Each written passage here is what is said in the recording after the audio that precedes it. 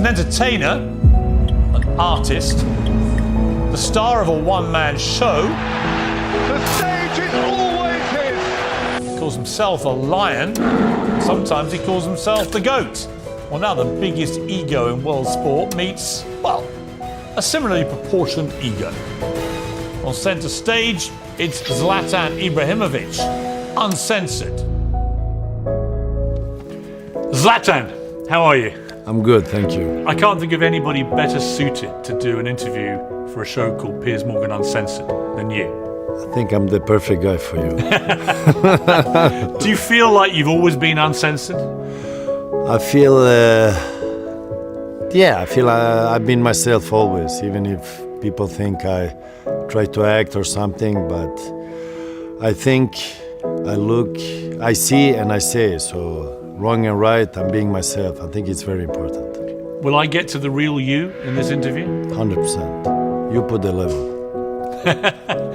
You've just retired. Yes. Something I don't think you probably thought would ever happen. You worried about it happening. You were concerned about it happening. What's the reality been like? I just retired 3 months ago, and I agree with you that if I wanted it or not is different, but I accepted it because in the end I was not feeling good. I could have continued suffering in physical way and keep going, but I wanted to feel good and I didn't want to have a consequence after my career where I'm limping or I cannot do things with my boys. So I choose to stop, and I think I stopped in the right moment. But to be honest with you, when I see all the other strikers out there, I could still play because I would do much more than them and better than them. And that's not for my ego, that's facts. You want to name some names? I could give you many names, probably 95% of them out there. So You think you're better than 95% even now? I am better, I don't think. I'd take you at Arsenal. I would take you at Arsenal. Okay, could be. I had a chance to go there. I know you don't. We're going to come to that. It breaks my heart. I can't even think about it. We're at the Shaftesbury Theatre, one of London's great theatres here. You're used to being on the big stage. This is one of the big stages of theatre. It's an empty crowd. There's no one here. Yeah, just a few people. You should have brought me the crowd. Well, I wanted to see how you felt. I would make them bounce. But you would. 100%. How are you going to deal with not having the big crowds? Being on the big stage with a big crowd and now this? I think I don't need it. I've been doing it for 20 years, 25 years. I played in front of 90,000 and I made them bounce, I made them cheer, I made them whistle, I made them hate, I made them love. So all these things, and I don't have that ego that I need attention now because I am who I am. I'm remembered for what I did on the field, so I'm not looking for attention. I'm not looking for get recognized and all those things, because or else I would choose to be a commentator. I would do those things that you have these ex-players doing because they're doing it because they still miss the attention. They want to be seen in front of the camera, and I understand them because when you're on the field, you feel alive. And when you go there, you get this adrenaline. You feel the grass, you feel the duels, you feel the heat, you feel the atmosphere, and then depending on what kind of player you are, I'm a very emotional player when I'm on the field, so I switch from one thing to another thing. But now it's a different thing. Now I will live let's say a normal life, and hopefully a normal life. And what do you want to do? Have you worked it out? I'm doing more. I mean, now 3 months has gone, so I'm doing more things now than I did when I was active. So I have my collaborations. I do different things and different projects. I'm a little bit curious about the acting thing because I've been trying some things in front of the camera. I mean, I'm not shy. If I'm a good actor, I don't know. I don't think. I can see you playing a James Bond villain. Villain, yeah. Yes. I would smash James Bond, but he could win in the end. I'm okay with that. But during the movie, I would smash him, yes. and then probably I would lay somewhere 2 meters under the ground, which is okay. Because when you smile, you light up the room. You're very charming. You Thank seem you. a very nice guy. When you don't smile, yes, I look sharp. you have a yeah. very severe face, which I've seen on many a football field. You could be a good villain, I think. I think also, and for my English also, I sound like a, I don't know, criminal Russian type. So could be. But I'm interested. I'm curious. I like to see how it works, and why not? I mean, just to try some different things. At your last game, AC Milan supporters obviously going crazy for you. You made a very emotional, heartfelt address. It was very moving, actually. And at one stage, it was interrupted by the Verona fans booing you, and you stopped. You stopped talking to your fans, and you addressed to the Verona fans, and you said, "Keep booing. This is the biggest moment in your year, seeing me."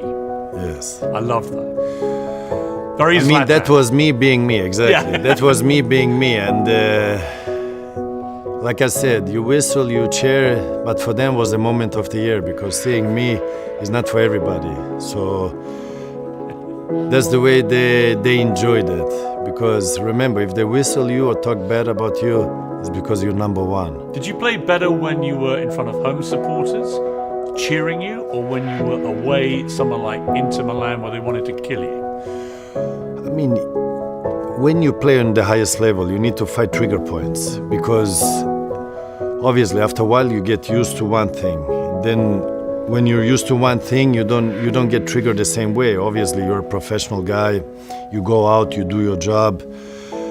But for me, it was about getting triggered. I needed to get adrenaline. And playing home could be the fans, could be the opponent. I needed to find trigger points where I trigger myself and I became more active.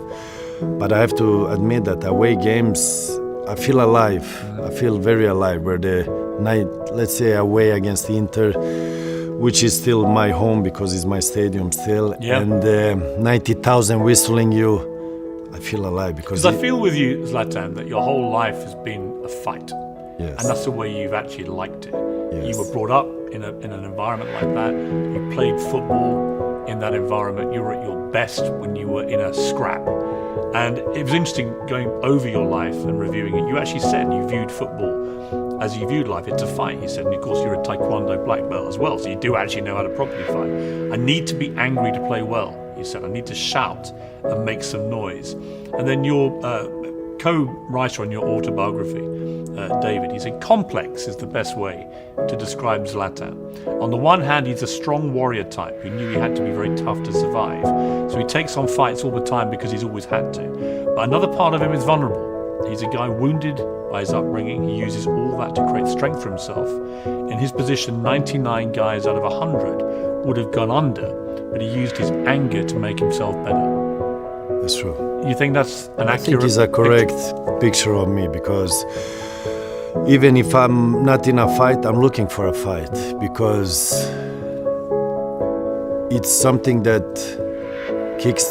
I get a kick off, I get adrenaline off, and where I came from, it was about survival mode. I mean, the strongest guy would survive, and to survive, you needed to be tough. You needed to show you're tough, and that's where I came from. But I brought it in my game also, and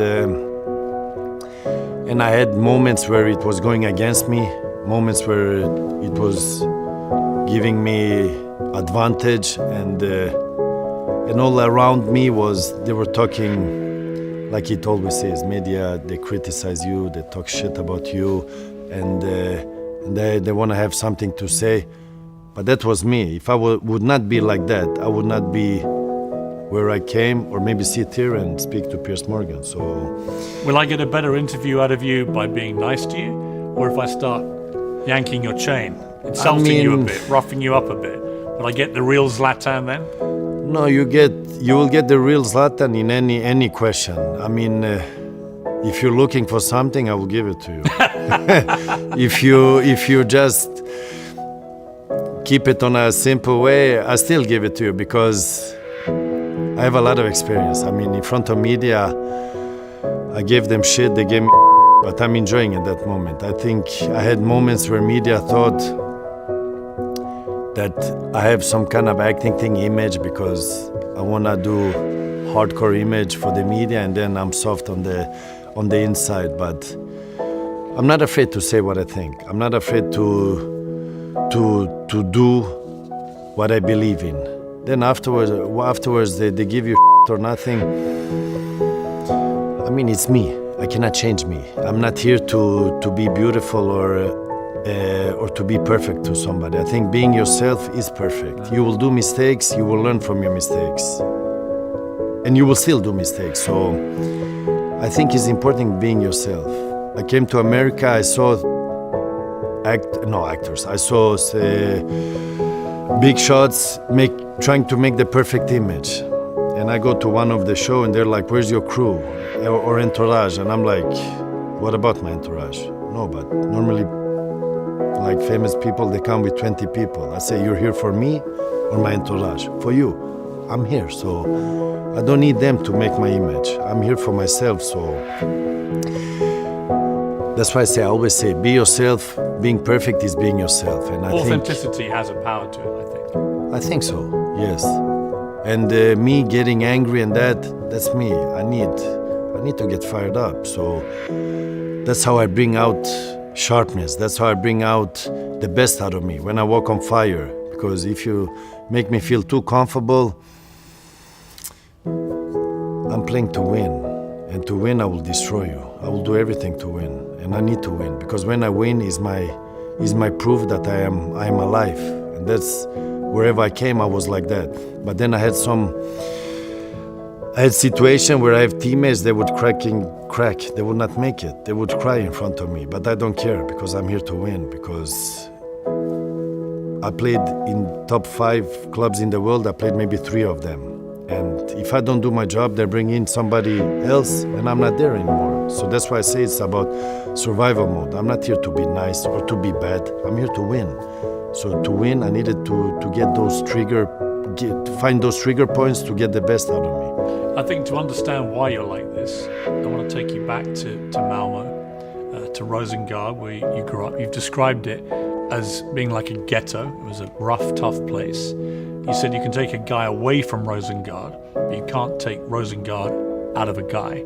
Yeah. What do you mean by that? I mean, I can make it out of the ghetto, but the ghetto will stay in me. So I came from Rosengard because I am still who I am, even if I'm not there. And that's what I say. You can take yourself out of a place, but the place you were raised and born in, it will still be in you. So that I would never change for success. I would never change for whatever happens to me. I will still be the same guy because the real thing will stay and survive longer. Not because I come in a nice area now, I bought a nice house in a nice area, I become them. No, I'm still myself. But my proof to them is I can also live here, even if I'm from that area. And I think it's important because you need to represent where you come from. But obviously, then you need discipline, you need respect, you need education. You cannot be an animal in your own where you come from and then animal there. You need to keep the discipline and the respect, which... You said that where I come from, people were always judging me and telling me, no, that's not possible. I want to show kids growing up like I did that anything is possible. I'm the living proof you can succeed. Do you think you've had that impact on young people who are in your position?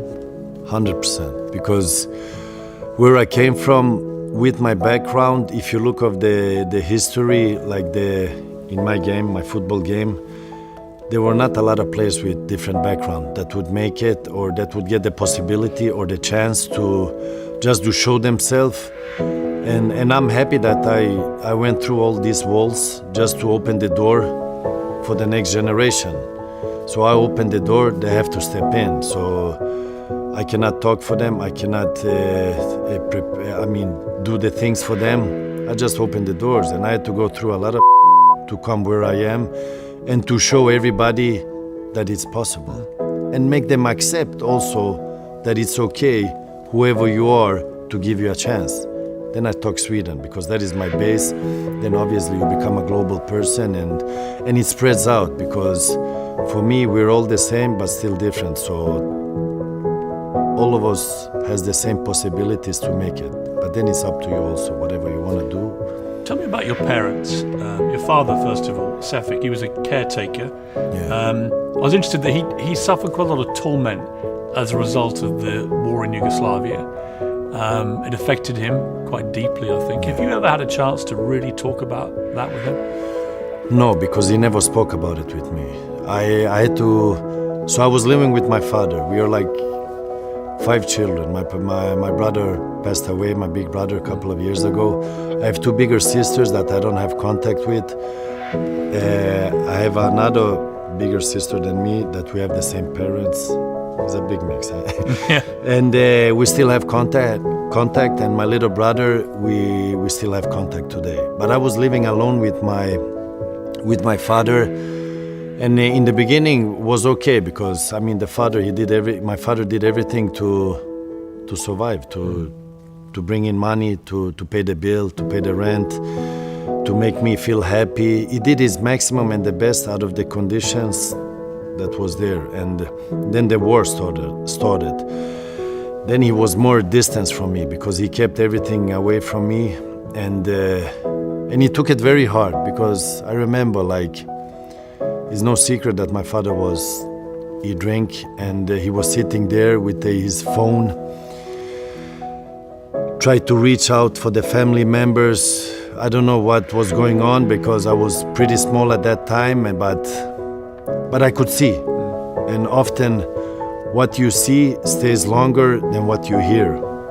So, but we never discussed about it. He never put me in between. He tried to help family members. So fugitives came to Sweden, family members, and he helped them, and he put his name on it. And I remember he was up during the night and that, always on the phone, and tried to help out. But I was young and I was crazy. I was wild. I was out. I was playing football a lot.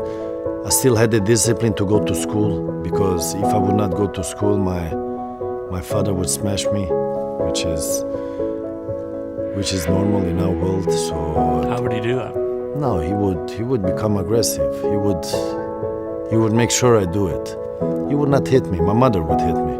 She was the one hitting, not my father. I read that your mother used a wooden spoon. Wooden spoon and hit me. So when that would break, she would say to me, "Go buy a new one." But I didn't break it. You broke it. But it was still my fault. How many spoons did you have to buy? A lot.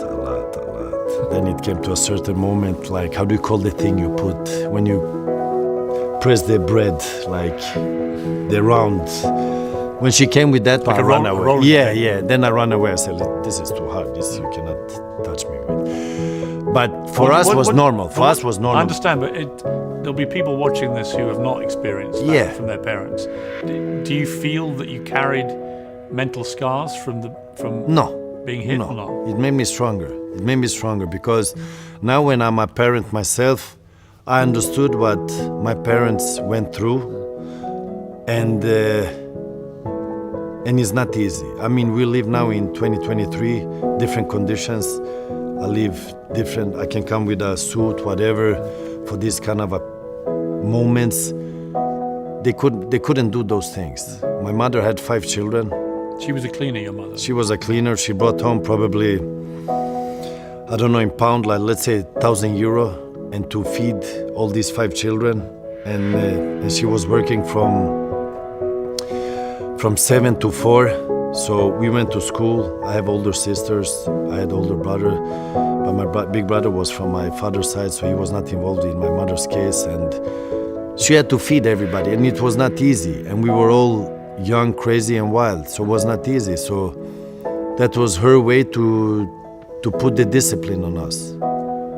But if I would go back and say it's not okay, no, I would say it was okay because it made me who I am today. And I understand in many eyes it's not okay, but under that conditions, different mentality, different approach. They're from Balkan, ex-Yugoslavia, and it's different mentality, and it's normal there. In some countries, it's not normal. You can even Sue or whatever you say. What's your relationship like with your parents today? I'm closer with my mother. With my father, it has been like it was before. Not so close as my mother, because it's two big egos. I am my father, so when he fights me, he fights himself, which he doesn't understand. Because I am like him. He made me who I am. So let's say he would come in my garage, and I have it's not secret, I have a lot of nice cars. And he said, what are you doing with those cars? You should sell them. I said, listen, you do your thing, I do my thing. So he triggers me, he challenges me, but I am like him. Is he proud of you though for what you've achieved? Yes, he's very proud, because when I became professional, semi-professional in my team in Sweden, he started to, he had his living room only pictures of me. It was like a museum. So he got a new perspective in life to follow me. He would give me even advice how to play, and he would say he was good at the game, but it's okay. He's still my father, so I would listen but still do my thing. And he would be the first one to criticize me, to complain.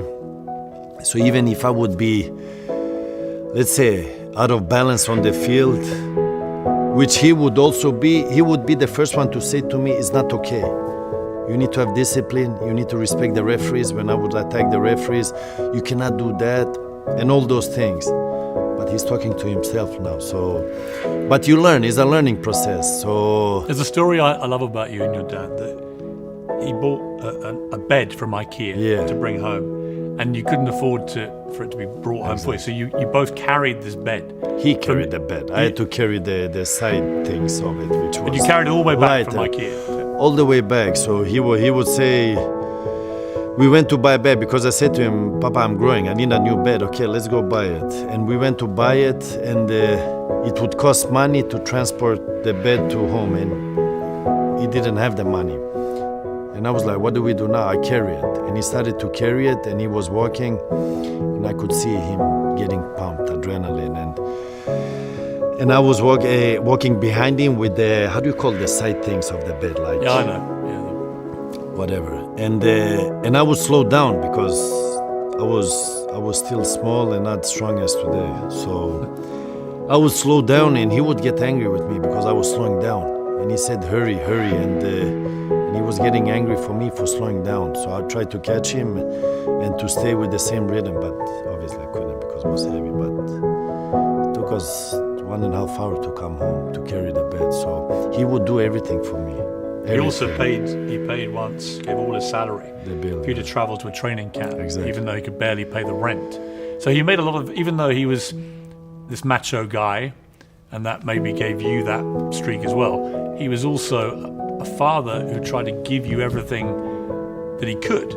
He gave me everything. He gave me everything, and he even gave me more than he should, because like the example you gave, he paid my football trip instead of paying the rent for our apartment. So he would delay it 1-2 months, and he just wanted us to have good, but with discipline and mentality of the way he wanted it to be. What's been, do you think, the proudest he's ever felt for you in your career? He will not show it. He will not show it. What do you think it might be? I think me being on the big stage, playing my game, it's his moment of proudness, because I wear his last name, Ibrahimovic. And I did one mistake. When I came to Ajax, I don't know if you're familiar with it, I had Zlatan on my shirt. Yeah. And every time I met my father, he wouldn't say to me like he didn't like it, but I could see it. But I didn't understand, because I was full of adrenaline. And when I was in the papers, when everybody would talk about me, they would say Zlatan, Zlatan, Zlatan. So in my head was Zlatan, Zlatan. It was not Ibrahimovic. So I said, let's make something different. Why be like everybody else? I put Zlatan, and the first year, and I noticed on him, he was not okay with it. And then I say, I wear my last name, and I continue to bring that generation from generation. And I will bring it to the next generation in my boys. So I changed that to Ibrahimovic, and I think me having Ibrahimovic on my back in the big stage for him is a proud moment. It's a very big, proud moment. And even if he's strong, macho guy, he would not show it because that's who he is. I will give you another example that I think not many knows. I came home, I bought a car for him, said, this is your car. I want you to have it, I want you to drive it, and that I don't need a car. What was the car? It was like a Mercedes C-Class. Because I said, like, big car, you need to look like the Balkan type. Cool. Say you drive around with it, you're my father, and you should be proud. And he said, I don't need a car. And I said, then now he triggers me, because now he's talking to himself. I said, listen, it's your car, you drive it. And there is not a sub. Let's say we sit in a table, I would say, can you hang me over the butter? That would be the polite way. And I would say, stupid, give me the butter. Well, not to my father, to my sisters and brother. So when he say, I don't need the car, listen, it's your car, I don't care. You do whatever you want with it. And I throw the key on the table. And it's funny because after 1 week, I'm driving in the city and I see that car. I recognize a car and I say, that's the car I bought. And I go close. That was him driving it. So in front of me, he would not show it. But then when I'm not there, he would use it. So is this proudness, like he's the boss under his roof. So he would say, I don't need nothing from you. This is my roof. I am good as I am. What about your mother? You have a better relationship with her, a closer one. Closer. How's her life now? What have you been able to do for her? I mean, You bought her a lovely home, I think. I bought a lot of stuff, which is normal. You try to help out. What I understood fast, quick in my life when I became successful was, I will help you, but I will not interfere in your private life because I'm not the one to choose for you or change you. But I will help you. I will make it easier for you.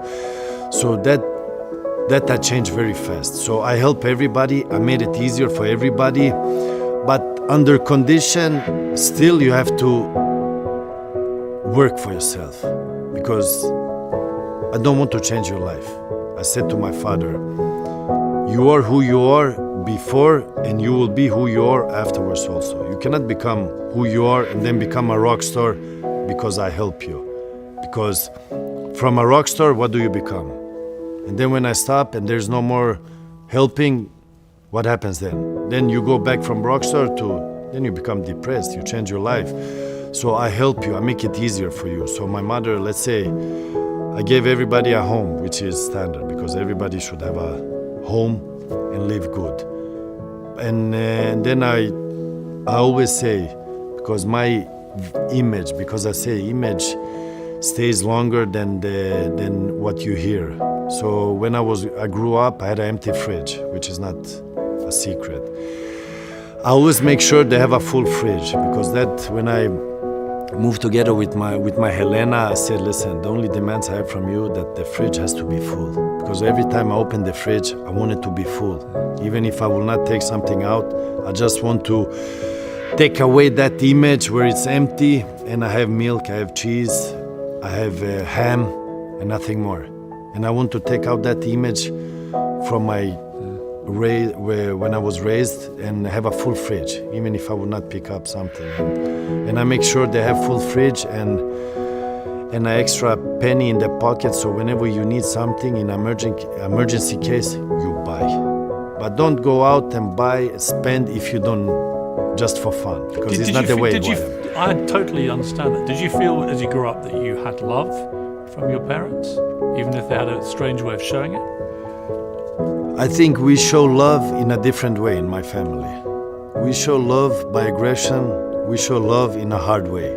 We're not the ones, we clap you on the back, we hug you, we hold you around. That is not the way we show love. We have a more rougher environment. You were bullied when you were young. You said, I was a small guy, I had a big nose, I had a lisp, I had speech therapy. A woman came to school and taught me how to pronounce the letter S. I thought it was humiliating. I had to prove myself. You were hungry, as you've just said. You began to steal a lot of things, bikes, sweets, cars, everything and anything, you said. One day you stole the postman's bike. That was a great bike, a military bike, you said. You could have I guess, like a lot of people in that world, he could have just continued down a life of crime, maybe ended up in prison or worse, dead. Do you think about that crossroads in your life, that football gave you the way out? I think football, it rescued me, because obviously where I came from, there is right side. No, you go right side or you go left side. And you choose what you want.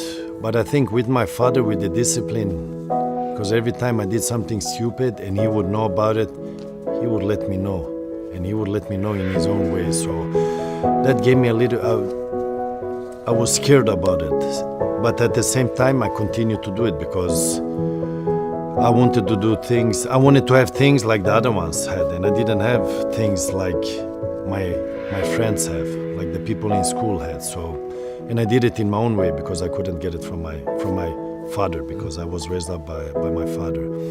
So he made me scared of doing stupid things, but still I did it because it triggered me. And then football, I always played football because my mentality, where I came from, we played football. And the mentality was, I'm the best, he's uncensored, the rest. So that was my mentality and my motto. So everything I did, I wanted to be the best. And playing football. And then one day my father said, let's go play or try in the higher level of football. And I came there and they took me in straight. So football was always my main thing, even if I did all these things around the stupid things, which I think many does, but I speak for myself. Have you ever met any of the people that bullied you? Yeah, many of them. I think I was more bullied by the media than people around me. Really? If I'm honest. But the ones who bullied you when you were young, you've met them since you were successful? I've seen them, but I haven't really talked to them, because friends come and go. Because you have friends when you're young, but you will understand who your real friends is when money come in the picture. What do you feel though about those bullies? Do you feel I showed you, or do you feel anything? You know what? Everybody has a dream to become something. If we share the same dream, I don't have any hate for that person, because if we share the same dream, we believe in the same thing, and then I make it, you don't make it, and you treat me bad when you were young, I cannot dislike you. It's the same thing now on the field. If I fight with somebody, if I don't like somebody on the field, I cannot hate that person because we share the same dream. But is the best revenge success? In some moments, yes. Because like I describe my anger when I do things, let's say the media attack me. They call me, they say stupid things about me. They say things, because remember, I played when you didn't have digital platforms. So I could not react like the way we can react today, because you can do whatever, you just use digital platform, you get your saying. On my time, I had to wait. I had to wait until I see next time that person, and I would say it in his face, or I would catch him and I would do something there, and there was no limits there. Have you hit journalists? No, but I've been close by to have that anger to hit them. But I didn't come so far because I was always like, it will come back to me. What would annoy you the most that the media would say about you? I mean, when it becomes personal. I had moments where they would say personal stuff about me, judge me by where I come from, the way I look, the way my style was, the way I show my love. Because I didn't show my love by hugging people. I was very aggressive as a type when I was young, but that didn't mean I want to do you bad. I want something bad to happen to you. That was the way I was. Was the family upbringing you had? Was my family? Well, the upbringing you had was that you showed love in a different way. That love was quite but they didn't understand me. Yeah. The thing is, they didn't understand me, and I was not there to explain them who I am or whatever I was. But when it came moment, like I had certain moments where they would put out a thing outside, like stupid thing, like I would look for a girl, I'm 190 tall, you wanna win whatever with me, and that's still in my head, and this happened 20 years ago. So it's not okay. You don't do those things because I was fighting to survive. I was fighting to be successful, to make it the maximum what I could. And you had these people pushing me down and pulling me down and just being in my way. But I think also that made me stronger because I am who I am in every situation, and I will say what I think and what I believe in. And if you're right or wrong, listen, it takes two persons to discuss, not one. You said that the two most important people in your life, one was your great friend and longtime agent, Mino Raiola, who died last year. Yes. That must have been a huge blow to you. I lost my agent several years ago, suddenly in his 50s, same thing. And he was one of my closest friends, knew everything about me. I mean, it's a very unique relationship you had. What impact did his death have on you? It was a big loss. It's still a big loss, and I still miss him today, and I will miss him forever because he was not only agent for me, he was everything. My career started when I moved to Ajax, but my real career started when the first day I met him, and we did everything together. The football, outside football, I shared every moment with him. Happy moments, bad moments, and even in my private life, I would present him a girl, and I would say, "What do you think? Is for me or not?" He would say yes or no. So he was involved in everything I did, but really everything. And when that tragic moment happened to me last year, it was not the same thing. Football became different for me, and in everything I do, because everything we did was sharing moments. Obviously, I became older. He saw me grow from a baby to a man. I became who I am because of him also, and we would challenge each other all the time. He would give me so much, I would give him so much, and we would go in fights, but hard fights, and we would swear each other. We would say nasty things to each other, and then I would say you don't work for me anymore, you're fired. And he would be, to fire me, you need to hire me. So he would always trigger me like that, say and I would leave the room, and he would say you too, and never call me. So it was hate and love.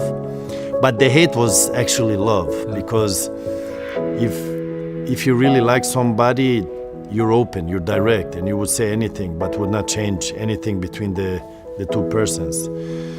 So I took it very hard, and my game would not be the same, because I'm doing things now on my own, not with somebody, which I would always do, because before I do something, I would call him, "What do you think?" So this interview would be, "Mino, what do you think?" And he would say, "Yeah, go destroy him or go make him famous." So we would discuss. This guy, he would give Which his. one are you going to do here? No, I'll make you. I don't know. You're a big shot, so I'm not worried about you. So no, he would be positive. He likes the challenge. He doesn't. He was an agent that was working for the player. He was not working for clubs. He was working for the player, and he would change the player's life. That was his aim. He had some players where I would say, "You don't need him. He's a waste of time." He said, "No. I need to change him. I need to, let's say, save him." What was the best advice he gave you? He always said to me, "Be happy and enjoy for what you do," because he wouldn't see me always happy. He wouldn't always see me enjoy in what I do. So his motto was like, happy and enjoy, which is difficult because the person I am, I'm never satisfied because I always want more. And like I said, I needed this kind of anger on the field. And like you said before, to bring out the best out of me, you described me before, bring out the best of me, I needed to find these things. So Mino would say, because he knows me perfect. When I didn't want to go to a club, he knew exactly how to guide me versus whatever he want, because he had a vision. He saw the future before it happened. He knew we would stay short time in, let's say, in Barcelona, but not because to make money, which would sound and make sense. We change, commission, whatever, you make it. No, he would say, after a short while, he say, you don't fit in here. This will last short. He would say, when I moved from Milan, they cannot pay anymore. It's like sinking. And then he would say, in Paris, we go to Paris because that project, only you can change that project. And then when we would leave, it's finished. So he had this vision when before it happened, he said it. And he would say like, we need to create problems. We need to make problems. And I would say, why? Because we are at the best when we have problems. Because we need to solve it. When things are normal, it's not okay because we are not normal. We're above normal. So he would trigger me in that way. I say, okay, tell me what you want. You be the bad guy, be the nice guy. So when we would change club, he say, you go and you say some words. We open the door. Then I go and I be the soft guy. So we would play the game. Good cop, bad cop. Yes, but the thing is, he would be the bad cop because if he doesn't get what he wants, chairs are flying, tables are flying. And I would say like, listen, the deal, you can break the deal. I don't give a And I would say, listen, don't do that. Listen, you focus on yourself, I focus on me. You do your thing, I do my thing. So, yeah, he would put the wall between us and it's your problem, not mine. Like this, we would trigger. So when it happened, it was a big loss because he was like a role model for me, father, friend, agent, example, and yeah, I learned a lot from him. So like I said, I still miss him. We all miss him. You would enjoy with him. Yes, 100%. I sadly never knew him. Yeah. I met him once, very briefly. This interview uncensored, you would. He was a enjoy. great character. Yeah, you would and a brilliant enjoy. agent. Everyone knew that. And I'm very sorry for you that you lost such a close friend. The other person you said was the most important, of course, is your partner, Elena. She was an economics graduate. She was a successful former children's television presenter, 11 years older than you. And you meet at Malmo train station outside of Bureau de Change. And her first impression wasn't great, Zlatan. No. You were 20. She thought you were pretty rude, pretty cocky, a bit of a yobbo. You turned around. How did you manage to convince her you weren't her worst fears? I mean, I didn't give up because I saw this blonde girl, and I was in my Ferrari. I wanted to act cool, be cool, but she had a pretty cool car also. So, and I parked the car, and I was like, "Listen, try to be cool." And she saw me, and she was ignoring me totally, and I was like, "That was not the response I wanted to have." and I was shy. When I was young, I was shy because I wasn't feeling the guy I am today, let's say. Because when I came first time in the city, I was 18 years old. I didn't know about these blonde girls because where I came from, we had different backgrounds. So we had different type of persons, girls. So when I came in the city, suddenly I saw all these blondes. I saw different movements, which I didn't know it exists because I was never in the center because I was always in my neighborhood. And then I saw this Helena, and I was like, beautiful girl, wow. She ignored me totally, and I was like, that's not okay. And I knew a friend that knew her, and I was sending message. She was like ignoring me there also. But I didn't give up, and I think when you don't give up, you reach out. And in the end, I got a possibility, and but the funny thing is, in that message I sent her, the first message, I wrote a story, tell whatever, and then I finished with the red one, so she would know who it is. And the red one was my red Ferrari. Of course. Because and she would answer, and she would say, with the black one, because her sport car was black. I was like, okay.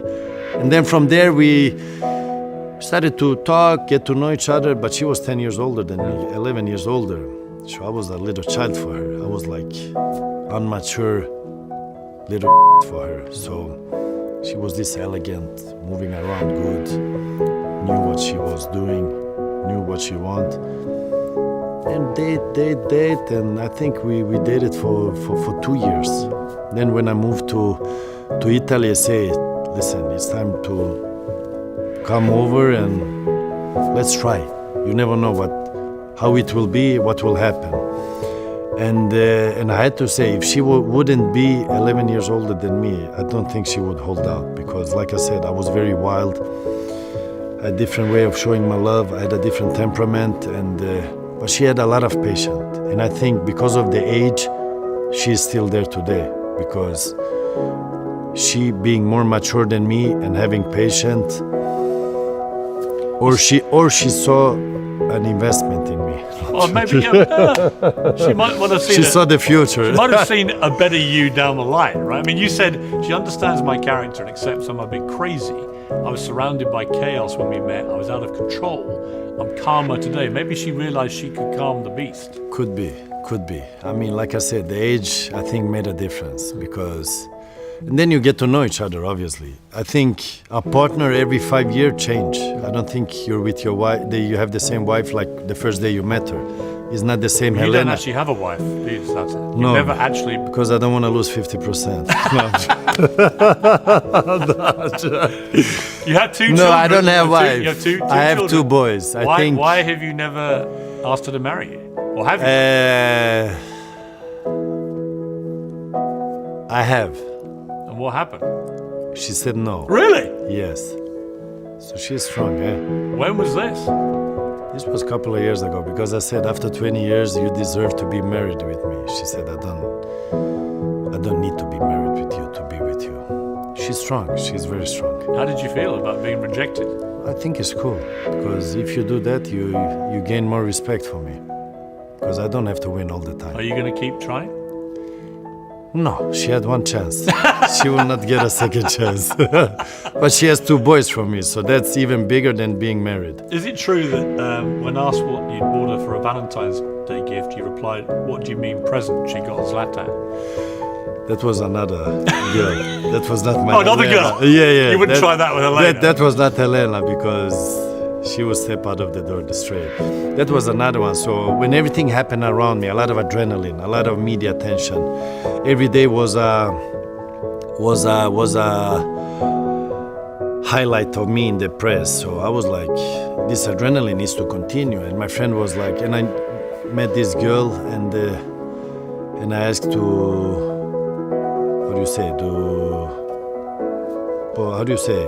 not marry, but the first step is you propose. Engagement. And she said yes, and it was cool, because it was adrenaline. But I didn't really understand what it meant, because within 1 year you need to get married. And I said, no, I don't want to get married. But I got a kick of it, like I have a ring, I have a girlfriend, I'm engaged. Then the media said, what kind of present? Journalists said, what do you mean present? She got me. She don't need a present.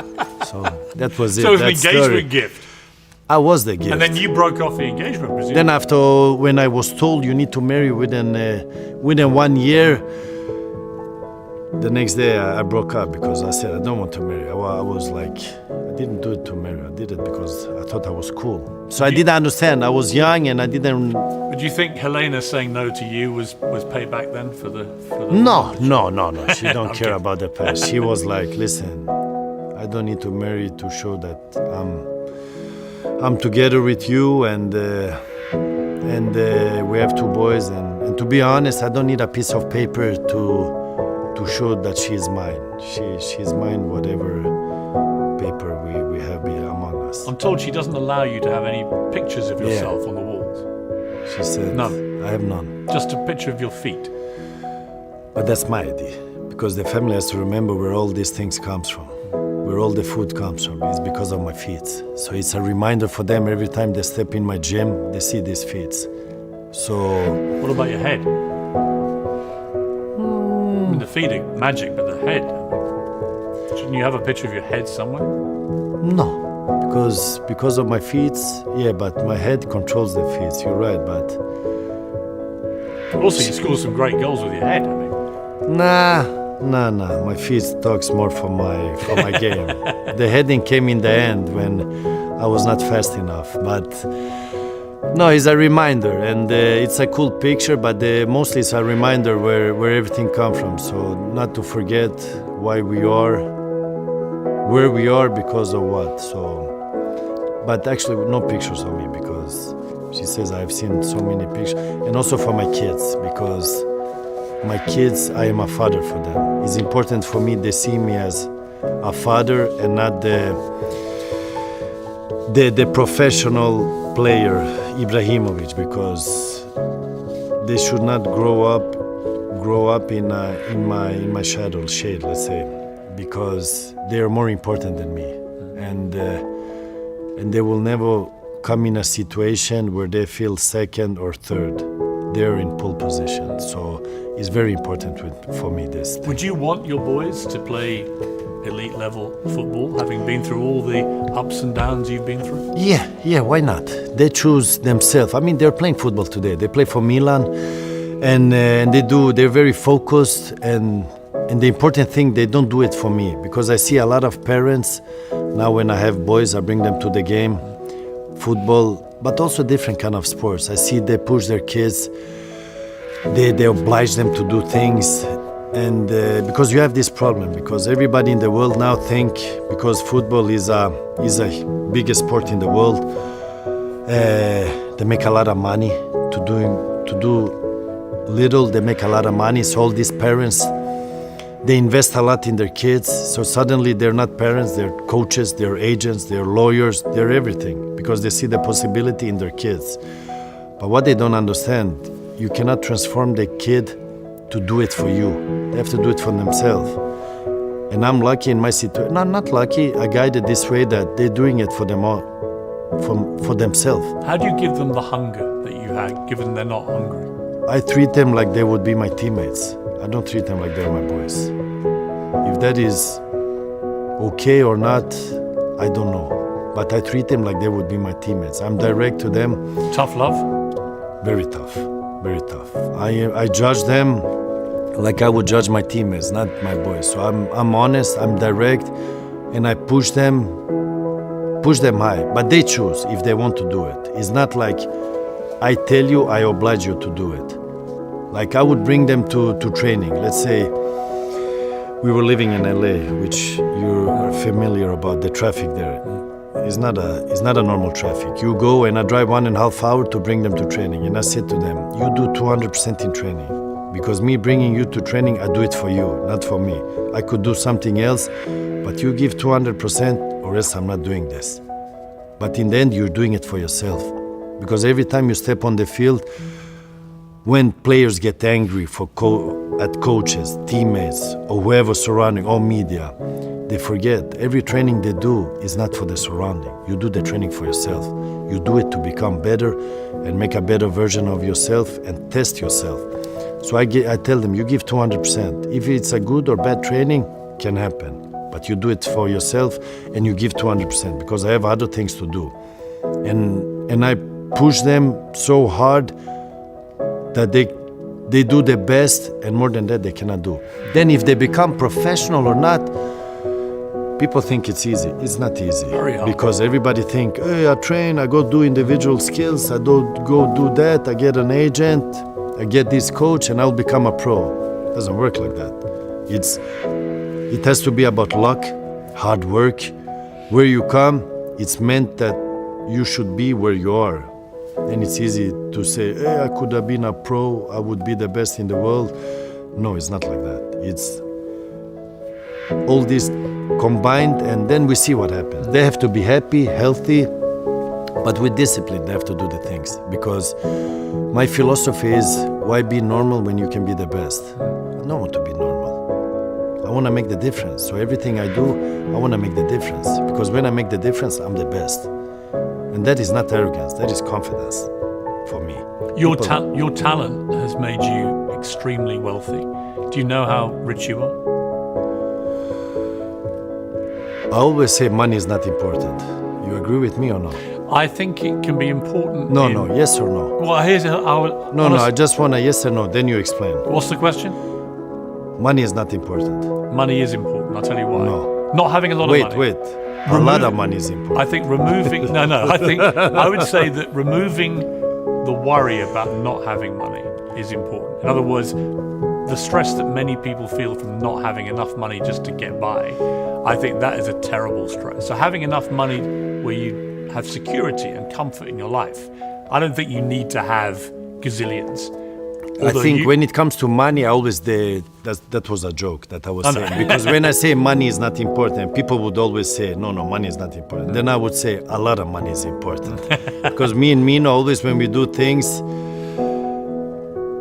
a lot of money is important. So it was more not to have the money, it was more a trigger thing, a challenge. Because obviously you have a successful company, you don't want to sell it low, you want to sell it maximum as possible, but maybe not to survive or to have it, just for the challenge, because you create something and then you get a big jackpot by selling it high. And I agree with you. Money creates problems, even in families. Money brings stress. The more you have, the more stress. And where is the stop? You could live a good life with normal money, but what is normal money now? I've been on the both sides. I've been without money, grew up with a family where my father made 1,000 euro in pound, I don't know how much it is, and still we had a good, at that 1,000 moment, euro over what period? monthly, 1,000. Then you pay bills and that, I don't know how much is left. And we have to share it, not share it, it was his, he gave me whenever I needed, but I had a good life. I had it good at that moment. So Were you happier where then? is the stop? Were you happier then? But what is happiness? Well, you tell me. It's moments. I'm happy now. In 10 minutes, I could be unhappy. So it's moments. Money makes it easier, makes your life easier, but I don't think it gives you happiness. Because for me, happiness is moments. You're happy with one situation now. My dream was come to Barcelona. After 1 year was my nightmare. Yeah. So it's moments. But I agree with you. I think when it comes to having a lot of money, it's an ego thing, because your life would not change. Let's say the Saudi situation now. A player that made a lot of money goes there to make even crazy more money. Does it change your life? Because I will tell you, you will die before you waste your money you already earned than the money you get in Saudi. So it will not make a difference. But you must have had a big offer to go to Saudi.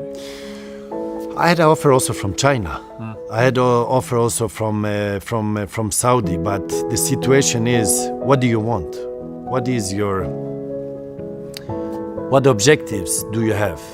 I said before we started, like, certain players need to finish his career in big stage, because that is like the high end of your career. Because you have to be remembered for your talent, not for what you earned. Because if you be remembered in opposite way, what we are training every day for, what we are being recognized for, is our talent, and that's what you want to be remembered for. So I think certain players that reach a certain level, they have to stop in a certain stage, and that's the big stage. You cannot go in a lower stage and finish your career in a different way. But some players needed the situations where you can earn a lot of money because they didn't earn enough. How much have you turned down to play in Saudi? I mean, in Saudi, no, I had a bigger offer in China. I had 100 million offer in China, but I went to America because I got injured and the situation changed. But I turned it down before I went there because it's not what I wanted. And I would, instead of getting a lot of money straight, I would challenge myself to arrive there by different ways of coming to there. But the challenge to get it, not because I need it or because I want it. Would you have any moral problem in playing in Saudi Arabia? No, absolutely not. I mean, you have the Gulf situation now. They came together and they made it one. So I'm just sorry for the players that didn't go before because they didn't get the money that the players got it. So, no, the football, listen, wherever you play football, it's football. Football connects people. Like, it's a dream we share, both of us. You're a fan, you were not a professional. You're an Arsenal fan, and I feel sorry for you a little bit. But as a professional football player, as long as you play football and Saudi is growing, MLS is growing, I mean, China had a peak, and then, I don't know, the situation changed there. But a moral thing, no, we're still, I mean, we do things for ourselves and our family. Who would judge you in 5-10 years when you have a healthy life and have a good life? Because I don't think nothing is for free. You don't work for free. I don't work for free. I don't need money, but I'm very expensive. That's the difference. If you were to fall over dead tomorrow, how much would you be worth? I mean, we have to talk valuta now, because we have crowns, we have dollars, we have Give me any pounds. any currency you like. US dollars. Here lies Zlatan. He was worth I don't know, probably half. $500 million? Yeah. $500 million US dollars. Yeah, but it's not important for me because I don't care No, but about it. Zlatan. Because if I die tomorrow, what I understand, what of course, says of with me? course. No, I understand you, but I'm thinking next step. It's not important My for point me. is, did the today. kid in Malmo on those rough streets, could you ever have imagined, No. ever, No. that one day you'd be worth $500 million? No. And what does it feel like? It didn't change me because I'm still who I am. And I will not probably see those in front of me. Like Mayweather, he has everything in front of him. I have everything mine in digital numbers, so it makes it easier for you. But like I said, it's not important for me because it doesn't trigger me. I still get angry. I still get aggressive, even if I'm in that situation. So I need to feel alive. I need to do different things. You talked earlier about having this dream of playing for Barcelona, and it did turn out to be a nightmare. And probably the main reason for that was the breakdown in your relationship with the manager, Pep Guardiola, who right now many would say is the best coach in the world. You had a very different experience with him. You called him a coward with no balls. You said, when you buy me, you're buying a Ferrari. If you drive a Ferrari, you put premium petrol in the tank. You hit the motorway and you step on the gas. Guardiola filled up with diesel and took a spin in the countryside. He should have bought a Fiat. I think Guardiola is an amazing coach. When I was there, the coaching was different compared to what I had before. It's totally on a different level. That's why he's successful. Because if you see on his career, if you take the last 10 to 15 years, the guy never came third place. He's always first or second. So the coach is amazing. And but I had a different situation with him because I had the coach and I get to meet the person. And it became a problem I was not aware of because I solved my problems. I look in the eyes, doesn't mean I have to like you or dislike you. We will solve it, and it takes 1 second to solve it. We go straight and we solve it. But solve a problem, if the problem is between two persons, it takes two to solve it, and especially when the other side doesn't know. And I remember when I was there, I was like, because before I came to Barcelona, always media have their input and saying. They would go like, you don't fit in here, you don't fit in the culture, it's different because who I was. And my mistake was there, I tried to fit in instead of being who I am.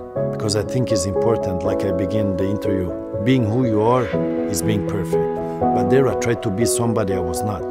And I said to him, listen, if I have too big nose for you, you tell me. If I walk strange, you tell me. If I'm not good enough, you tell me. If you don't like whatever I do, you tell me. I resolve the problem. I leave. I'm not here to disturb. I'm not here to create. I'm just here to fulfill my dream. And I didn't hear nothing about it. The thing was, it kept. First 6 months was okay. Everything was good. No, but the strange thing, the first meeting I had with him was like, remember, players here don't come with Ferrari, Porsche and that. Then it felt like, why? He was already judging you. But why?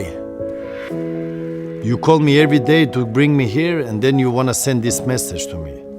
Don't worry, I will not bring my car. And I didn't bring it. Didn't bring it for 6, 7, 8 months. And then I started the directors, because I would perform bad and the people above him would complain, but they said we cannot engage if you don't open the door. So I would have to go to him and say, listen, what's going on? So I create a situation so the people above him could interfere, because they could not interfere if there was nothing. And I went to him, listen, can I talk? A friendly talk, like simple. Even I wrote it in the book. I said to him, listen, I'm not doing good. I think with the situation with Messi, putting him, I need more space. You brought me in, so I need my space to do my thing. Because the way you want me to play now I'm not good enough. Then better you put the other players. So I was direct and open. And we spoke normal conversation, because I never had a problem with a coach in a professional way. So the case with him was the first time I had not discussions, because we didn't even come there, like a problem without knowing the problem. And he said in the end, which was cool, don't worry, I'll take care of this. I was like, okay, cool, everything is done. Next game, I'm on the bench. I said, okay, no problem. And I'm not the type that would go to the coach, why am I not playing? You should play me. Because remember, I come from hard work. You get what you work for. So for me, working hard, I would get. And not, I need to play, I want to play. Because it's not how I get my proof of playing. Because I prefer you hate me, but I play, then I know why I play, because I'm good. Second game, bench. Third game, bench. I said, okay. And now I'm getting pumped up, because obviously I need to do more to show myself. But I noticed it was not about me performing anymore. It was, I think, my opinion, he felt offended for me saying to him I needed more space in the way I wanted to play. It's punishing. Which is okay. Yeah. Which is okay. He's the coach, bad results, he leaves, player stays. And I respect that. But be open to me. Be direct to me, so we understand each other. Fourth game, bench, and then I started to make noise, because it's not okay for me anymore. Now I'm on the bench, and I'm on the bench because of a situation I created, not by my own, by my own choice, because of the people above him, because for them I was a big investment. And the fourth game I bring my Ferrari, and I bring the Enzo Ferrari, and I knew it will create another situation. So I parked the car in front of his office. So you with me, I with you. That was my motto. You parked it in front of his office? In front of his office. I said, this is, you want to play with fire, I'll bring you fire, but I will burn you. Obviously, he's the coach, because what punish most the player if he doesn't play, because obviously you want to play, but the boss is the coach. But in that moment, I understood this will not be okay, because there is How something. did he react to you parking your Ferrari outside? He would not say nothing to me, because he would avoid me. But then there came The strange thing is, I would go in the breakfast. We have a breakfast area where both of us would come. I go in, he would go up and go out of the room. On the field, he would never connect with me like this, because you can connect by passing each other, then you start to talk without looking for it, because I can pass you on the street, oh, what's up, Pers, everything okay? You understand? So we would go against each other, he would take a whole round and go around me. And then I noticed something was more than just the player, because it was too strange. Is that why you used the phrase coward with no balls? Yeah, because he would not confront his whatever problem he had. And he would use his right guy to resolve his problem. And probably he would say, now I don't talk about it, and is him still have it in the head, him still talking about it when this will come out. But you give me the question and I answer your question. So it's not me still think about it, it's me only answering. It came to a head as a dressing room incident after Barca lost to Inter. And it's alleged that you threw a training kit box across the room at Guardiola. Is that true? Versus him, yeah. Did you hit him? No, he didn't hit. How did he react? But was a message? No, he stepped out of the locker room. He will not confront me. He will not confront me. Like I see him, because I follow football, I see him in the press conferences now and that, saying his thing. This didn't happen here. So maybe become bigger man now. Have you spoken to him since you left? No. We met when I was in United. He was obviously in City. So you pass the players, but I would not see him there. And this is not me looking for him or something, because for me it's the past. Because what happened, happened. You cannot go back and change. You grow from that, you become different from that, you get experience from that. But what I know, his closest friend would stay out in the hall and wait for me to pass. And when I pass, he would come out. And the funny thing is, if I would see him, nothing would happen. Because for me, I'm a man, I take it as a man. If I have a problem, I resolve it. If he's watching this interview, what would you say? He would say, I still think about it, what would you say? I am crying about. No, I think he's an amazing coach. Don't get me wrong. I think he's an amazing coach. What he's doing, he changed the game 100%. He's being very successful. But as a man? As a man, I see him do some press conference. I see him, he has been stepping up, so he's not the one I know. I mean, that I met, so I'm happy for him. I mean, remember, we share the same dream. I was a professional player, he was a professional player, so I don't want any harm for him. Dislike or like, still we share the same dream. You cannot hate a person because of the situation like that. He thinks about him, I think about me. So, like I said, he's a coach, I'm a player, so I think about me, he think about him. He has his responsibility, I have mine. The difference is I resolve my problem if I have a problem. So if he would say to me, listen, your nose is too big. Listen, it's the last time we meet. You're not happy? I go. I resolve it. I didn't know. That's still until today, I don't know what the problem was. You think he should have the courage to tell you? No, he shouldn't. He should run away. One coach you loved was Jose Mourinho, and you had great success with him. What was it about Jose? You said, I think, that Jose, when he comes in a room, the lights go on, whereas Guardiola pulls the curtains back.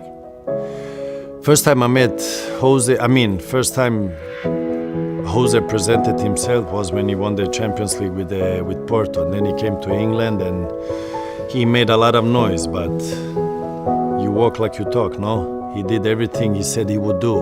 And for me, that triggers me, because that is not arrogance for me.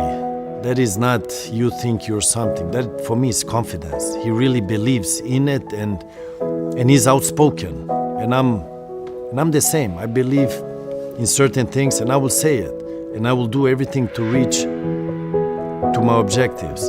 And I met him first time in Inter, and it was all different, because I came from Capello, and Capello was old school but very hard. The mentality, he smashed me every day. He brought me down, then he pulled me up. He brought me down, he pulled me up. So he created my mentality on the field, because he never made me feel satisfied.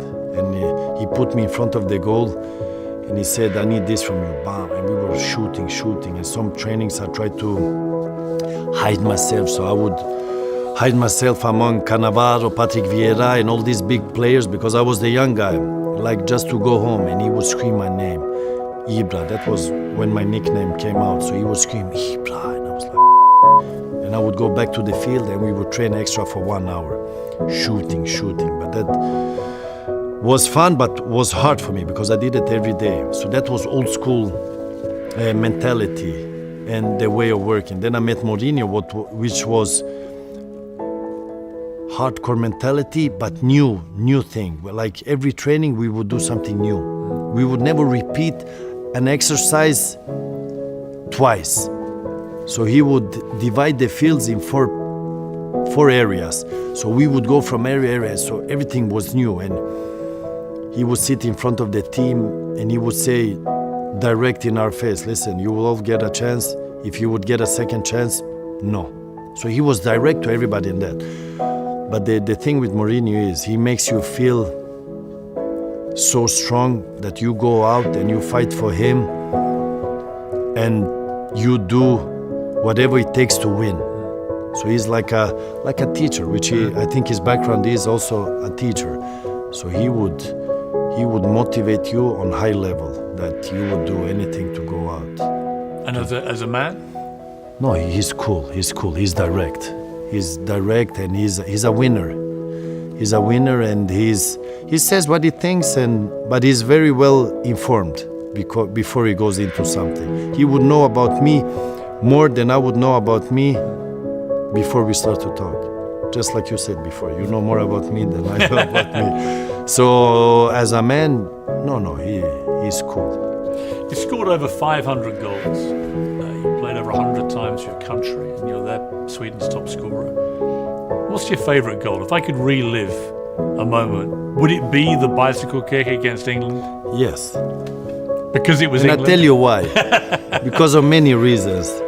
Because the goal is amazing. I mean, the goal for me, not because it's me, not because of my ego. Who would do that thing?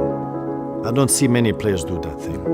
Because many players in that situation, we were winning 3-2. It was the last minutes, would take down the ball and waste time. Because you want to win the game, obviously.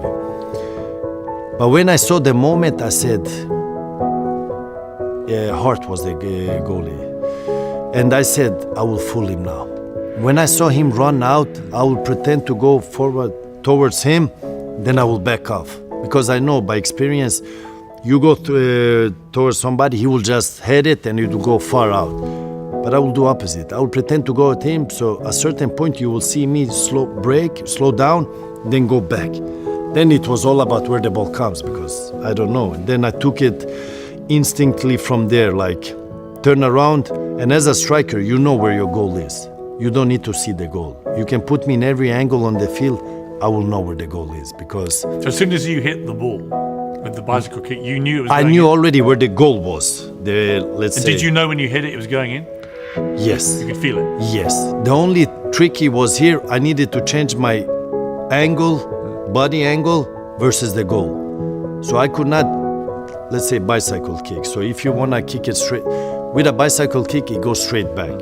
So the only thing I needed was to change my angle body where the goal is. And I knew where the goal is. So I just needed to change, and I know the goal is there. And now just hit the ball, and I was focused on hitting the ball because that was the most important. How I fell or not, I didn't care. You said you were stopped outside in the street by some paparazzi and asked, was Cristiano Ronaldo's bicycle kick goal the best you've seen?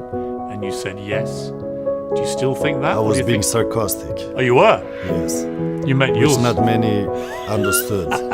But I'm not there to explain that, because if you cannot read my mind, it's not my fault. So you think yours was better? 100%. 100%. I said in an interview later, you should try it from 40 meters. It's a big difference. Even if his was beautiful, but this was from 40 meters. Is it? I actually asked him the same question, but when you score a goal like that, is it better than sex? I mean, my game in that game was crazy. Because why it was, that's what I wanted to come That's not to. the answer. Yeah, Yeah, but you have to see the whole package. But that moment, the goal, no, I sex understand. is better. Come on, my friend. Sex is better. We don't even go there. Sex is 10 times better, not 1 time better. 100%. Is this in case Helena's watching this? No. Sex is better. Whoever thinks different, he has a problem with his sex life. He should get help. But I wouldn't know because I never scored a 40-yard bicycle kick. So. no, you get a lot of adrenaline. So after the goal, I saw Welbeck. I think he was the striker, and I took off the shirt and I said, "Enjoy, because something like this you will never see again." And he was watching me.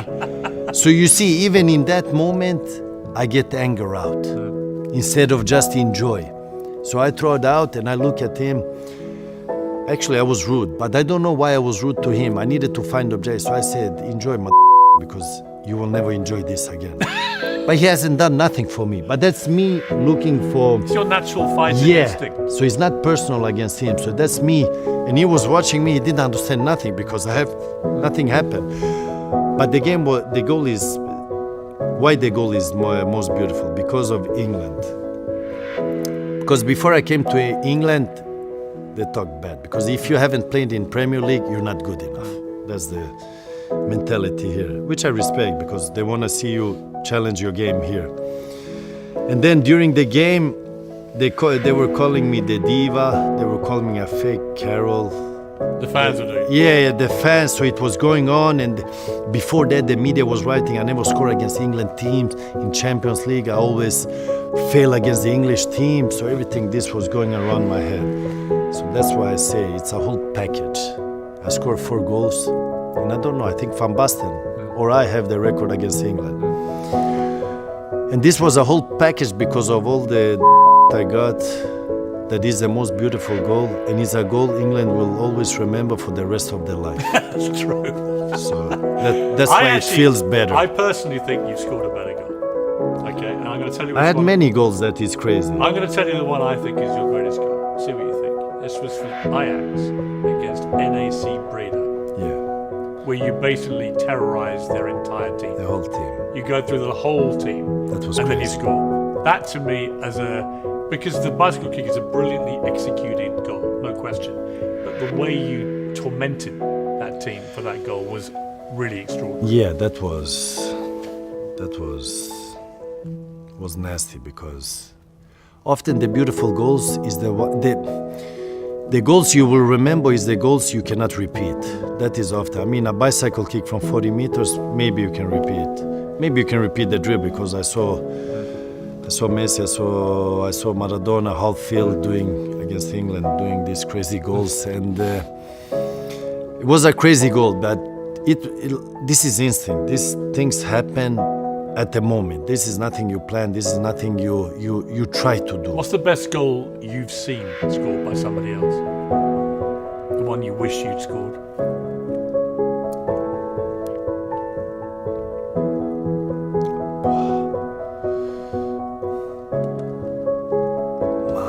I think my goals, not for my ego, my goals are crazy goals. Crazy because I'm 197 and I'm 97 kilos, so it's not normal to score these goals if you have this size. But a goal I would like to score, I mean, I like the Zlatan goal in the final with the left foot, because it's difficult to repeat, and those goals that you cannot repeat is the most goals you will remember. But I have from top 10, I have maybe 5 goals. Who is the best player you've ever seen? For me, best player is the one that changed the game. The one that you will go out as a young fan and you will do what he does. For me, Ronaldo, the phenomenal, when he came out, was different. The Brazilian was different because I remember I was young boy, and when I saw his games. And on that time, we didn't have digital platform. We had only YouTube. So we could see on YouTube these tricks, these dribbles, these goals. So I remember all of us, we were on YouTube, and YouTube you didn't have even on your phone. You had it on computer. So we were in the school, we were going in the, the room full of computers, and we would go there and watch YouTube and study the tricks, study the dribbles, and we would go out and try these things. And for me, he changed it. He was football. He was not playing football. He was football because everybody wanted to be him. Today I see a lot of players that score a lot of goals. They do amazing things, but they don't change the game like he did. Because I don't think they go out and they do things like the players do today. The young generation don't go out and try to do that. When Ronaldo came, they went there and they tried to do whatever he did. So it was totally different. I mean, I would say that he was absolutely sensational, but obviously had a very short career, comparative to, say, the other Ronaldo, Lionel Messi, yourself. In fact, the phenomenon is said about you, that he really respects you for the longevity of your career. And I think there is a special thing about you, Messi, Cristiano Ronaldo, the ones who've had these long careers. Yeah. That is an extraordinary achievement, isn't it? When so many other players they get injuries. How do you say continuity? Yeah, like I mean, that shows to long me term. It shows to me a steely discipline about what you do, and a bit of luck. You got to be lucky you don't get bad injuries, but also a discipline to do that, and a hunger that you want to keep doing it. It's a big discipline. Why? Because you can have players that had an amazing year and then falls out. You can have players that won the World Cup, then you don't see them anymore. Or you don't remember them. You can have players that won the Champions League and you don't remember them. I didn't win the Champions League, but they will remember me. I'm not worried. But in the long term, you have players that played 15, 20 years and they kept that high level. But then we talk different. How long did you last? Like, let's say, it's a different situation we talk about. When we talk about the proper player, the individual player. Obviously, we have different lifestyles, we have different profession, we have different mentality. For me, I stopped now 3 months ago. I came to 41 and I still played on top. I went a visit to America. I came back. Normally you go to America, you don't come back. But I went there, I came back, and I proved age is just an age. You can still play depending how you take care of yourself and how you approach things. Obviously, you need to be intelligent because the player I was when I was 25, I'm not the same player 35. So if you're intelligent and you can manage that situation to change your game, because obviously you have to change the game. I'm not the same type of player when I was 20, 25, 30 and you go up. You have to play different. In the list of all-time great footballers, where do you put yourself? I mean, now I have to speak as a fan because what are we judged after? What we win, collective. What we win, individual. I'm talking about individual quality as players. Just the skill without winning anything. I think I'm the best. Without joking. I'm the most complete player that ever exists. Skills and all this. If we talk about I didn't win the Golden Ball, no, I didn't win. I didn't win the Champions League, no. If those things matters, no, I'm probably not on that list. I had the honor and luck to win 34 trophies and collective trophies. Some individual, because the individual comes with the collective. So if the collective does good, the individual will do good. So, but when we talk pure, only the player, the abilities, no, I think 100%, no joking. See, I love that about you. I would love every striker that's ever played for Arsenal to have that mentality. Yeah, they had their chance. Yeah. That you have to discuss with Wenger. I'm going to come to that. I'm coming to that. Okay. Let me ask you first of all. No, but I think it's not about being arrogant and that. I think if you self-belief, talk, surely. is confidence, Backing yourself. but also backing it up by, I believe it. Listen, I mean, you love Muhammad Ali, right? wait, I will do another example. Yeah. When I say I am God, you think I'm joking or not? You tell me. I'm not joking. When I come on the field, I feel like that.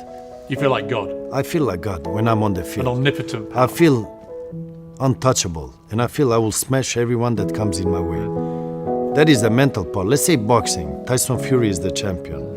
If you ask me if I could smash, I would say yes. I would You could smash beat him. Tyson Fury. In my head, yes. But when I come in the ring, he would knock me out after 2 seconds. But the mentality is, Yes. I can. Yes. But in the ring, he would eat me alive, without doubts. But my mentality is, I can. Muhammad Ali said, who I know is one of your heroes, he said, if you talk the talk, you've got to walk the walk. Yeah, 100%. And he did that. You did that. I mean, for all the trash talking and the boasting and everything, the truth is you delivered on the pitch. If you hadn't done, Then you're a clown. No, but then you're a clown. I agree. You're a clown. You don't do that. You have to back up what you say. Then it's better to be silent and not saying nothing. But I'm that type of guy. I believe it. I have a vision, and I will arrive there. And I'm 100% I will, because I'm a winner. what do you make of what's happening at Manchester United? They were the dominant team in the Premier League for so many years under Sir Alex Ferguson. They've not been able to replicate that, and right now they're really struggling. What do you put it down to? I remember when I came to United, and whoever I met there, everybody was talking about how Fergie would do it, Ferguson. This would not happen with Ferguson. This Ferguson would not do. And I was like, listen, I don't care what happened before. I'm here to do my own story, my own present time, and be remembered for what I did now, not for what he did something. I respect that. He brought the club wherever he brought it. The club is because what he did, but time goes on, like he's the next generation in that. And when I came, we won 3 trophies the first year. And but I don't know if it's the English system or not, because above the coach, there was a gap from the coach and the owners. There was no really football people between there. So what I was used to, we had football people between there that would come and smash us when it was bad. Not giving a lot of credit when we win, because if they pay you a lot of money, you play in a big club, it's normal to win. But I think now in United, I don't know, there's some kind of, how do you say, demonstrations about the owners to sell it and that. But just a reminder, the owners are investing. It's not like they're not investing, because they brought in many players for high amount of money. So I think it's a little bit wrong saying that they're not doing what the fans expect them to do. Then I don't know what the real reason is behind everything. Are the players underperformed? I think with the new coach came from where? He was at Ajax. I was in Ajax also. Ajax is a talented club. They have the best talents in the club. They don't have big stars. What is the experience of this coach? Young talents. He comes to United.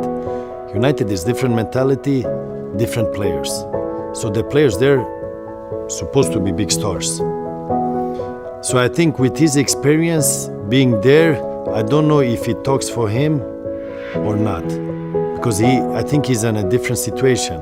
And then above him, there is a gap where he doesn't get the help to manage the team. Listen, this is what I read in the paper, so it's not that I have all the situation that is happening. But I can just imagine him coming from Ajax to United is a big difference, because I've been in both clubs. You manage talents, upgrowing, is different kind of approach, because there you have a different kind of discipline. You come to United, you do the same thing. I don't know, I don't believe, and I don't think it's the same treatment you give. I mean, Cristiano Ronaldo, when he gave the interview to me when he left United, he said that he felt he didn't have the respect of Eric Ten Hag. You see with Jadon Sancho now a similar situation, Ten Hag criticising him in public and so on. Maybe that is an illustration of his problems in managing big talent. But I don't say it's the coach's fault, because experience you cannot buy. You just have to get time to get the experience. But it's two different situations, being in Ajax, being in United. Then if it's his fault, I don't think, because I think everybody has a responsible in the whole situation. We are a piece of puzzle from the big puzzle.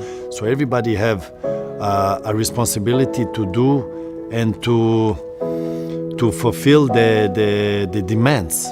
United has to win. They have to win every title they play for. Now they're being dominated by the neighbors, and it's a totally different situation there. And you need to find the right path again and to push for that. Now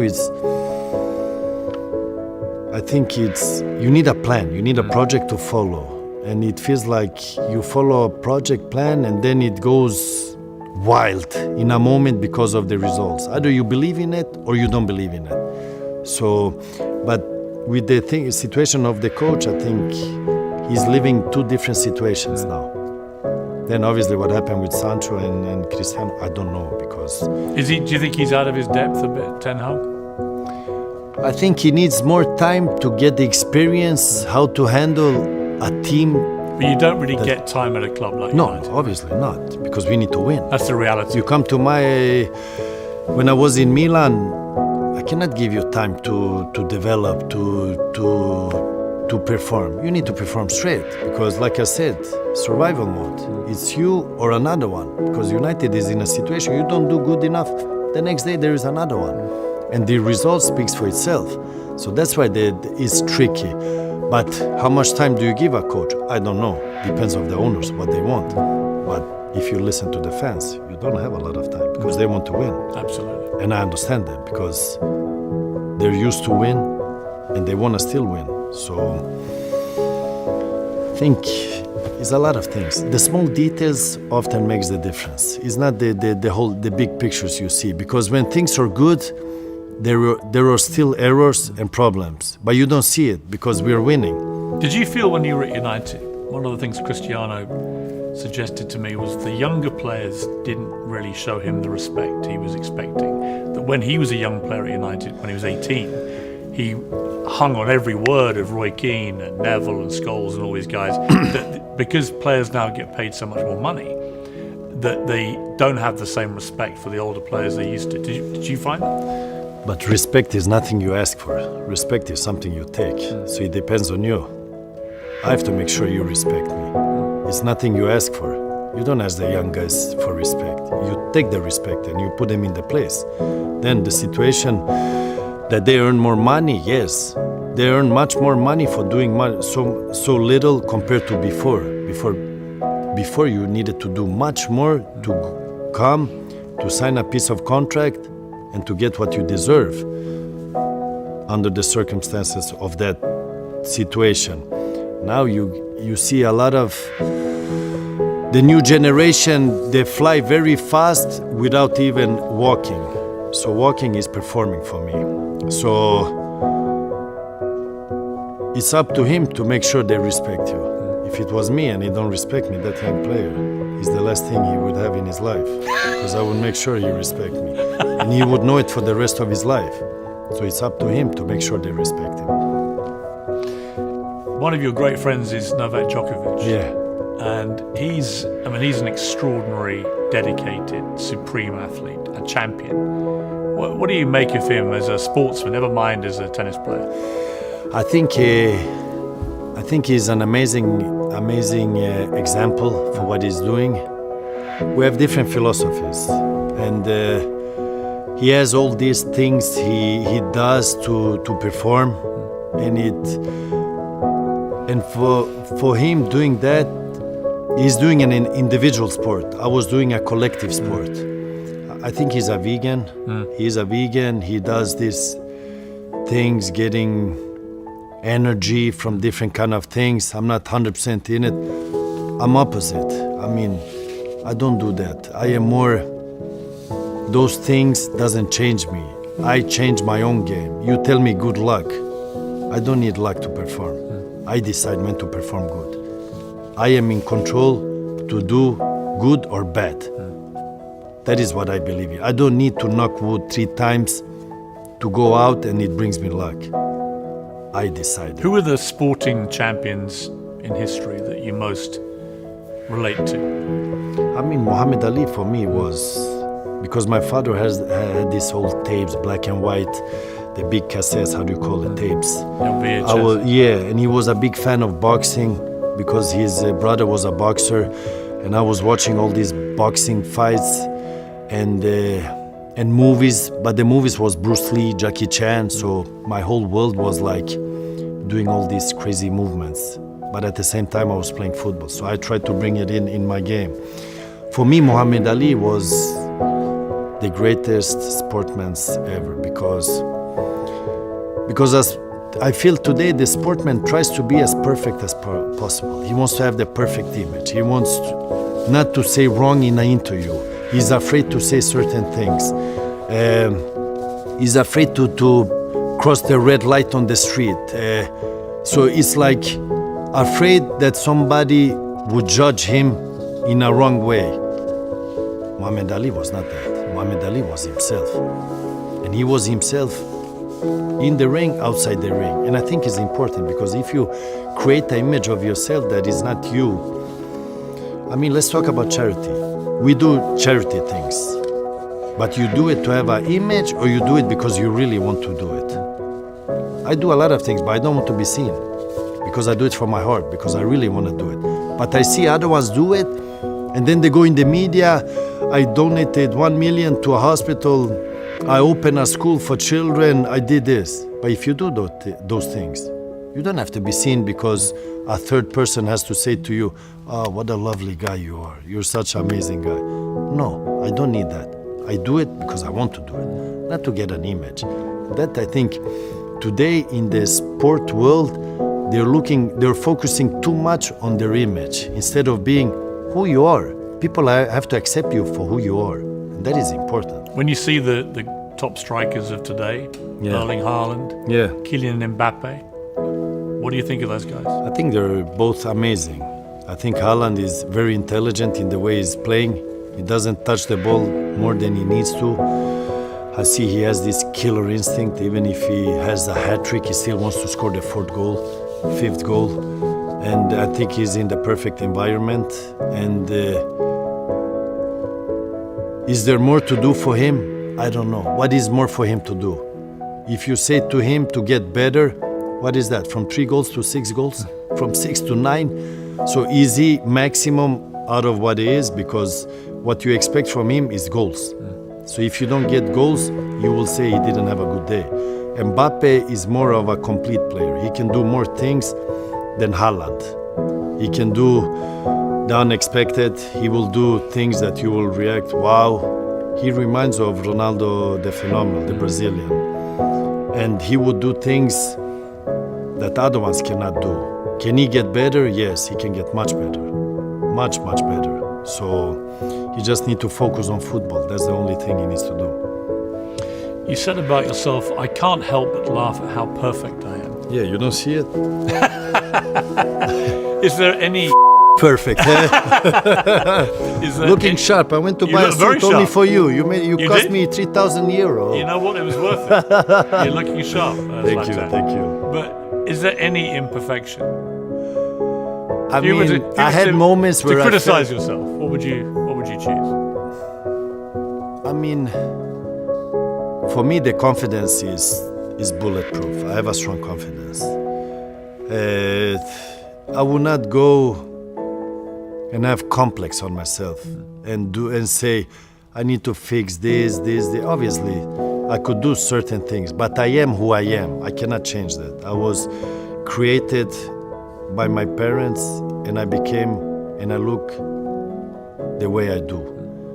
So for me, that is perfection, because I cannot change. I have a big nose. Yeah, I have a big nose. I have a space between the blah, blah, blah. But that's who I am. I cannot change. I don't want to change, because you should believe in who you are, because you are perfect. Then if you like it, you don't like it, the second one like it. But I'm not here to be judged by other ones. I judge myself. And the way I judge myself, I have no complainings. I am perfect.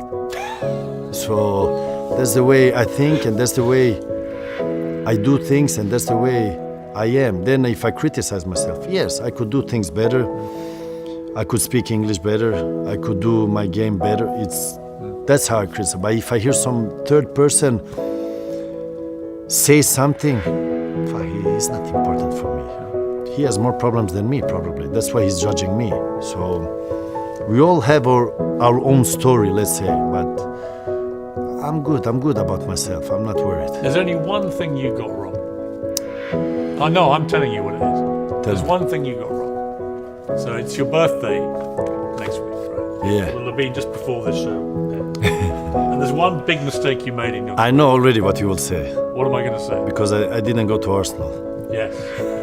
You see, So first I of all- predict future. First of all, tell me why you didn't join us when you were 17. So when I was young, I had a lot of interest from a lot of clubs, and one of them was Arsenal. So I came to the office of Mr. Arsène Wenger, and was big hype, because I saw these players: Bergkamp, Henry, I saw Ljungberg, I saw Vieira, I saw all these players, and I was like, this is big, because these players I see in TV, even if I already played in high-level Sweden. But this was big, because this was like, I am here now.